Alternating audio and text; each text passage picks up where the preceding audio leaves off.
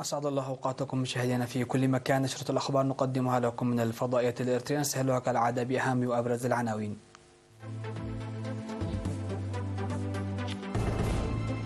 إدارة مصوع تصرح بأن العمل الذي بدأ لتأمين خدمات المياه في المدينة يسير بشكل جيد. مجلس إقليم عنسبة يقيم برامج عام 2023.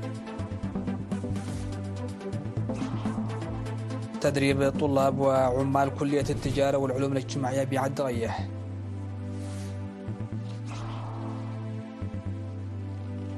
معطل 6 جنود أتراك شمال العراق في هجوم استهدف قاعدتهم العسكرية. فنلندا إلى دائرة التجاذب مجددا مع روسيا وبوتين يتوعد. حريق في سفينة ترفع علم ليبيريا قبالة سواحل الهند بعد هجوم بطائرة مسيرة. أهلا بكم إلى تفاصيل النشرة.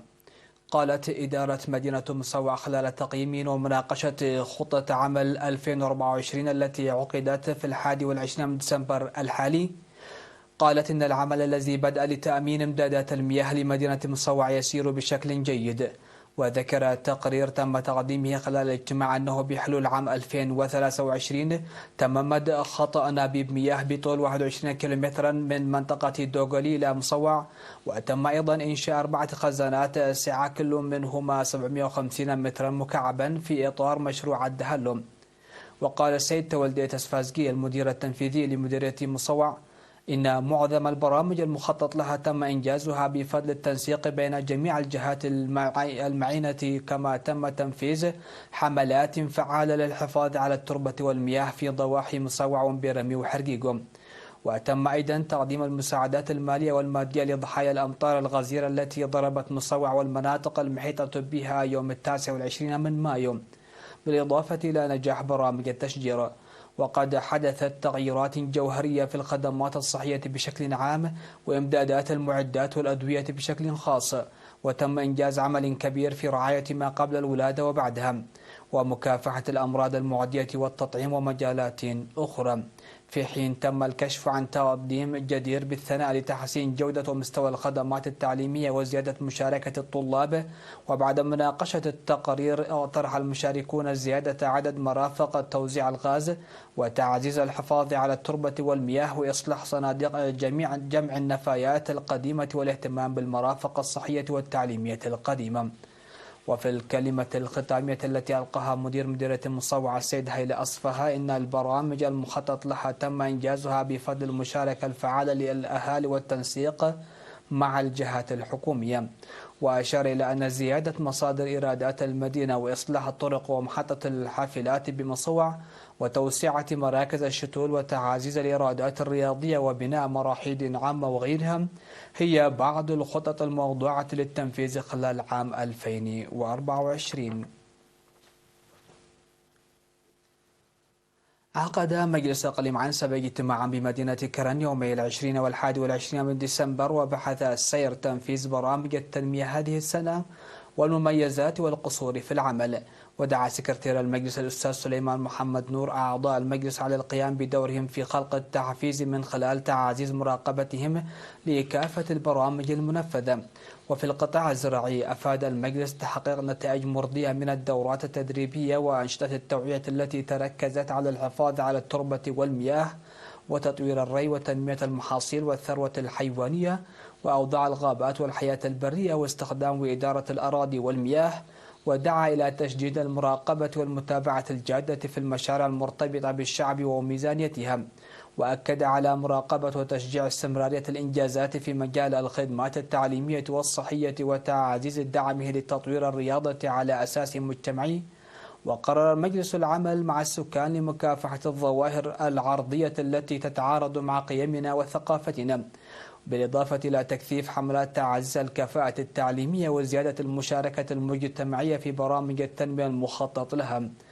وكذا العمل بجدية على تعزيز مشاركة المرأة في المرحلتين المتوسطة والثانوية. ودعا حاكم إقليم عنسبة السفير عبد الله موسى في ختام الاجتماع المجلس للقيام بدوره الطليعي في تشجيع الحملة الخضراء والحفاظ على التربة والمياه لمكافحة آثار التغير المناخي.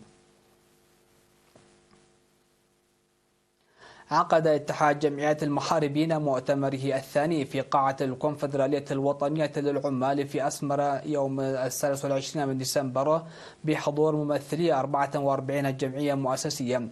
وقال رئيس اتحاد جمعيات المحاربين السيد سلمون تولده: لقد انطلقنا باستخدام الاسم التاريخي اتحاد جمعيات المحاربين من أجل المضي قدما بالوحدة في الماضي والحاضر. وأوضح بأن انضمام أعداء جدد وتنفيذ برامج إحداث تغيير نوعي في الحياة المعيشية للأعضاء وتمهيد الأرضية لمساهمة الأعضاء في البرامج التنموية وخلق تنسيق العمل مع الشركاء وتنظيم التدريب المهني لرفع قدرات الأعضاء وتعزيز أنشطة التوعية جزء من البرامج المستقبلية. وأضاف سلمون أن إلقاء المهام في عدد محدود من الأعضاء فضلا عن قضايا الميزانية ومحدودية الوعي من بين التحديات الرئيسية. وقدم سكرتير الاتحاد السيد جابر فسحية توضيحا حول خلفية الاتحاد وأهدافه، وقدم تقريرا موجزا عن البرامج التي نفذتها مختلف هيئات الاتحاد خلال السنوات الخمس الماضية. وطالب المندوبون الجمعيات العاملة تحت مظلة اتحاد جمعيات المحاربين بالعمل على تحقيق أهداف الاتحاد وتأمين اللجنة المركزية تنفيذ الأهداف والخطط المخططة، وعلى الهيئات الإدارية العمل بقوة لإنجاح أهداف اتحاد جمعيات المحاربين. وانتخب المؤتمر لجنة تنفيذية من 10 أعضاء للسنوات الأربع القادمة. ويضم اتحاد جمعيات المحاربين الذي تأسس عام 2012 تحت اسم هيئة جمعيات المناضلين أكثر من 14,000 عضو في 44 جمعية، ويهدف إلى نقل قيم ومآثر وبطولات نضال الشعب الإريتري، وكذلك تعزيز القدرة الاقتصادية للأعضاء وضمان اتحاد الجمعيات المؤسسية.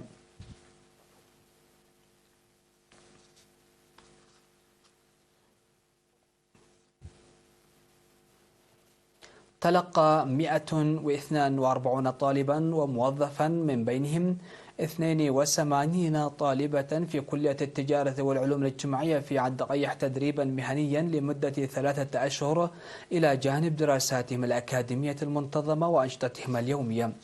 وأوضحت سكرتير الاتحاد الوطني للشباب والطلبة في الكلية الشابة تاغستي أوباي أن التدريب تضمن 4 أنواع من المهن، وهي قاعدة البيانات والمونتاج وتركيب الصحون اللاقطة والجرافيكس. وأوضح عميد كلية التجارة والعلوم الاجتماعية الدكتور ستيفانوس هايلي ماريام في مراسم التخريج في 21 من ديسمبر، أوضح أن البرنامج كان فعالا كتجربة. وناشدت مسؤولة الاتحاد الوطني للشباب والطلبة فرع ساوى ومؤسسات التعليم العالي السيدة منصورة إسماعيل المتدربين، ناشدتهم على تطوير مهاراتهم من خلال الجهد المستمر والعمل العملي. تجدر الإشارة إلى أن 420 طالبا وموظفا تلقوا تدريبا في مختلف المهن عام 2023. مشاهدينا، فاصل قصير من ثم نعود لمتابعة الأنباء على الصعيد العالمي.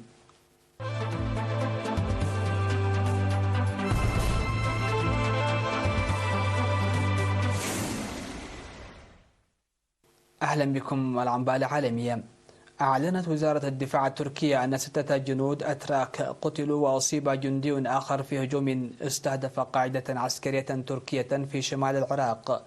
وأكدت وزارة الدفاع أن القاعدة العسكرية التركية بالقرب من هاكارك في شمال العراق تعرضت لهجوم من قبل أعضاء حزب العمال الكردستاني، وهو حزب تصنفه أنقرة وحلفاؤها الغربيون على أنه منظمة إرهابية. وردا على الهجوم، أعلنت السلطات تنفيذ عملية عسكرية في المنطقة.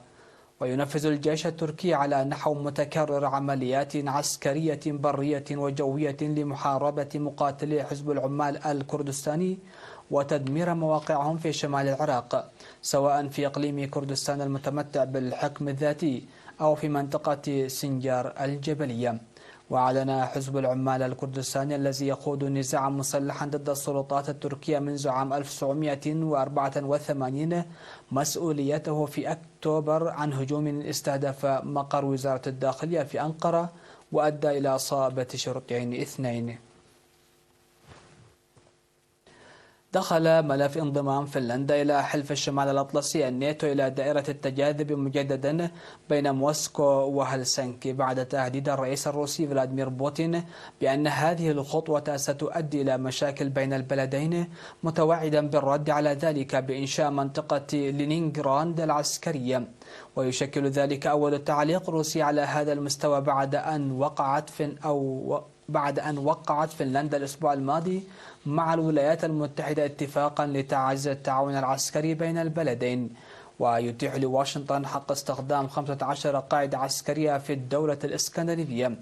وتنص الاتفاقية أيضا على التخزين المسبق للمعدات والإمدادات والأعتدة الدفاعية على الأراضي الفنلندية، ودخول وحركة الطائرات والسفن والمركبات الأمريكية، وحماية وسلامة وأمن القوات الأمريكية والمرافق الأراضي التي تستخدمها.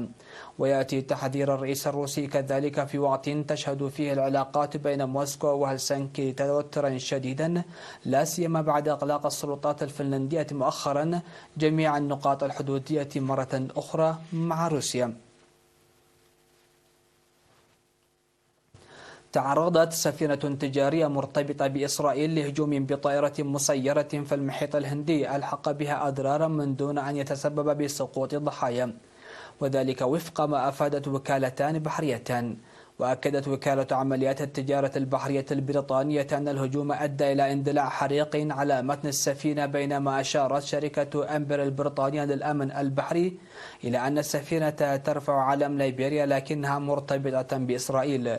وأضافت أمبري أنه تم إخماد الحريق الذي اندلع في ناقلة المنتجات الكيميائية التي ترفع العلم الليبيري دون وقوع إصابات بين أفراد الطاقم في الحادث الذي وقع على بعد 200 كيلومترا جنوب غرب فيرافال في الهند. الخبر الأخير: أغلقت السلطات الإندونيسية مطار غرب سومطرة مؤقتا بعد ثوران بركان مارابي الأكثر نشاطا في البلاد. وأعلن مركز علم البراكين والتخفيف من المخاطر الجيولوجية في البلاد أن بركان مارابي بدأ بالثوران للمرة الثانية الشهر الجاري. وذكرت وسائل إعلام محلية أن السلطات أغلقت مطار مينانجاكابا أو الدولي غرب سومطرة مؤقتا بسبب ثوران البركان.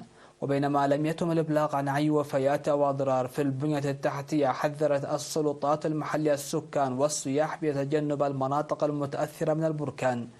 وتعتبر إندونيسيا من أكثر المناطق عرضة للثوران البركانية والزلازل، إذ تحوي على 130 بركانا نشطا. نختم نشرة هذا المساء مشاهدينا الأكارم بالتذكير على أبرز العناوين.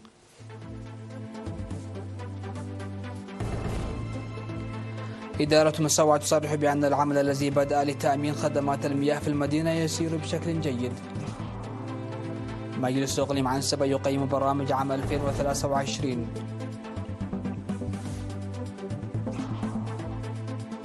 تدريب طلاب وعمال كلية التجارة والعلوم الاجتماعية بعد قيح.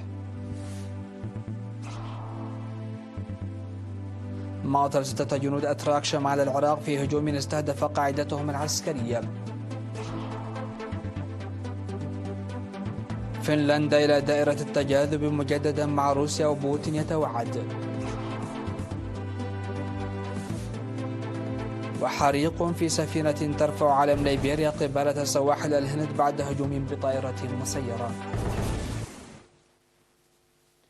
سادتي سيداتي، هكذا نكون قد وصلنا وإياكم إلى نهاية نشرة هذا المساء. شكرا لحسن الاستماع والمتابعة، والسلام عليكم ورحمة الله.